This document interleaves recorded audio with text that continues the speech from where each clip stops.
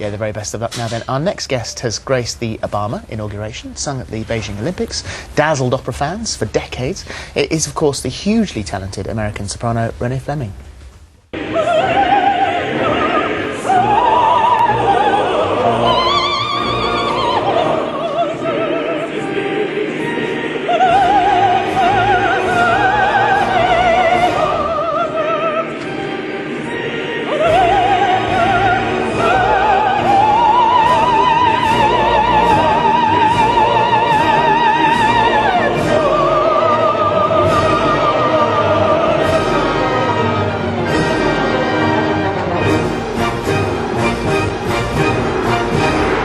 And that was only last week. Saturday night, yes. And then you got on a plane and came... Exactly. Yeah. Well, just made it because of the volcanic gas. Yeah. When you travel on a plane, do you have to be careful? Because whenever I get off a plane, I get a funny sore throat. But Terrible. that must be you. Yeah, that must be a nightmare. It's cold, it's dry, there are germs. Inevitably, the person next to you is sneezing and hacking, and you just have to kind of stay focused and hope for the best.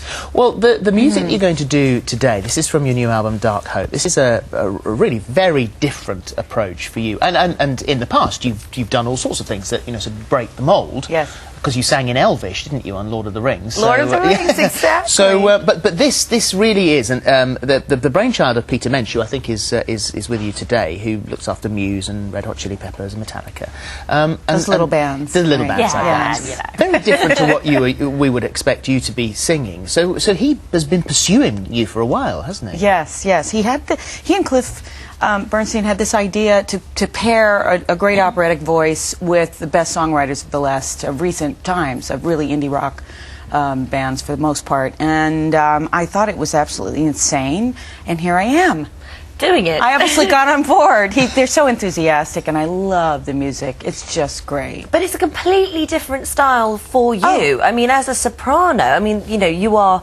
they call you the weightlifters of the opera because you're belting out the songs and the technique is there and we're the not volume. amplified. We're completely unamplified, so it's all about power, but then range, huge range, and a lot of finesse, and we're the Olympians really of singers. Yes. I think it's very athletic, and this is I'm singing solo. I found another voice. It's not even crossover because it's not operatic sounding. It's all the way on the other side, and it's been so interesting. So what's it like when you get into a recording studio then? Are they all shouting through the glass, quieten down, not so much? Because you would think that if you don't normally need a microphone... Exactly. In fact, the first session in the recording studio is like a closet. It's this tiny room. And he said the less you sing, the more the technology can compress your sound and make it into a rich sound. Completely opposite to what you'd be used to doing normally. Just whispering. It's amazing. I said, I don't believe you. I don't believe you. And then I came around and said, oh, wow. But can that be sometimes frustrating for someone who has got the ability to sing, with the power that you do, to actually suddenly be going, well, I'm almost speaking? It was hard to adjust because I'm so used to using my whole body to sing, and the breath, a lot of power. And so it was very difficult to adjust to sort of a much more intimate style. Yeah. It was challenging stylistically, very challenging. And a family affair. You've got your daughters singing as well? Yes, my girls, my sister. I thought, well, let's get everybody in, because they sound glorious. And I thought it was cheaper. Yeah. Well, I don't know about that. But they, I'm not going to shortchange them. But they're so adorable. And my kids are both wonderful musicians. And I said, why don't you try being in the studio? Well, your daughters, I hope I've got their ages and names right. It's Amelia, who's 17. That's right. And Sage is 14. Right. So this is music that would be, I assume, more to their liking. Yes, they love it. They love it. And they said, Mom, you can't sing this. This is a bad idea. Did they so really? They had to be convinced, and they were my consultants in a way, and it brought us closer together because now I go in their rooms and I have a much better sense of what they're enjoying, what they're listening to. And now that they've heard the final thing, what do they think? I think they're not embarrassed, which is saying a lot.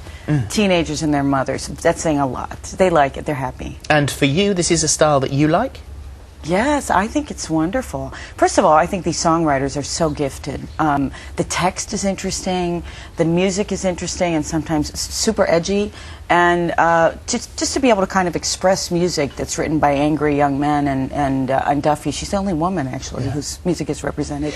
It's really fun. We're going to send you over to the other side of the studio now. You Great. can go and get ready. Thank you very Thank you much so indeed much. for coming today. It's a real. There we are. She's going wandering On over her there, looking way. absolutely amazing. I Those are know. black diamonds. Black diamonds. Black diamonds round her neck Beautiful. there. You can check those closer when she's singing in a second. Well, just before Renee performs a new track from that album, here is what is on tomorrow's show.